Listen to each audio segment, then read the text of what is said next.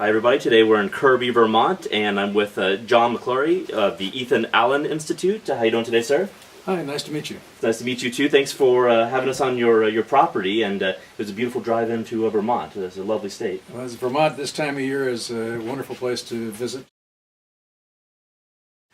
Our mission is to influence public policy in Vermont by educating Vermonters in the fundamentals of a free society: individual liberty, private property ownership, competitive free enterprise system, economic opportunity, constitutionalism, strong local communities, and strong citizen action. And that's been our mission since we were founded. Colonel Ethan Allen was Vermont's great revolutionary hero. He died in 1789 after 50 years of a very turbulent life. He came here from Connecticut to help landowners resist the New York land grabbers, who at that time were trying to incorporate Vermont in a feudal property system that was then prevalent in the Hudson Valley. He went on to capture Fort Ticonderoga from the British, the first offensive act of the American Revolutionary War, and sort of some years later became Vermont's sort of great mythical hero. He signed his letters to the Hartford Courant, a lover of liberty and property, and that was good enough for us. As you probably know, Vermont is one of the most liberal blue states in the Union. Green socialism would be a better characterization of the state. It is overwhelmingly Democratic liberal legislature. Senate is 23-7, and the House is essentially 101-49. We have a Republican governor who is widely viewed as the goaltender. That is, he stands in the goal and swats away pucks, aiming his direction.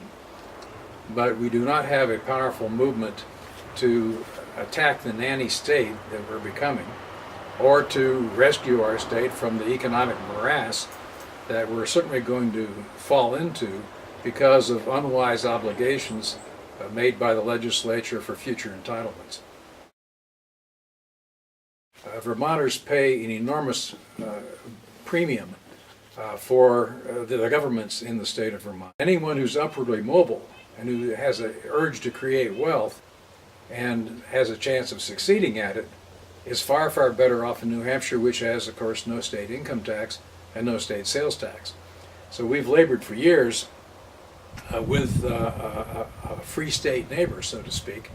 If you look down the Connecticut River, you'll see that all the retail business is on the east side of the river. There's practically no retailing on the Vermont side. Obvious reason, 6% sales tax versus New Hampshire, 0. So New Hampshire has been a safety valve for a lot of Vermonters who had ambitions to become entrepreneurs and make money, and they can actually keep a lot more of it by doing what they want to do only a mile across the river. Well, I started out as a political scientist in the 1960s, worked for Vermont Senator Winston Prouty in Washington, came home, served 2 terms in the Vermont House, ran for lieutenant governor and lost, and that put me out for 20 years. And then I went back to the state Senate in 1988.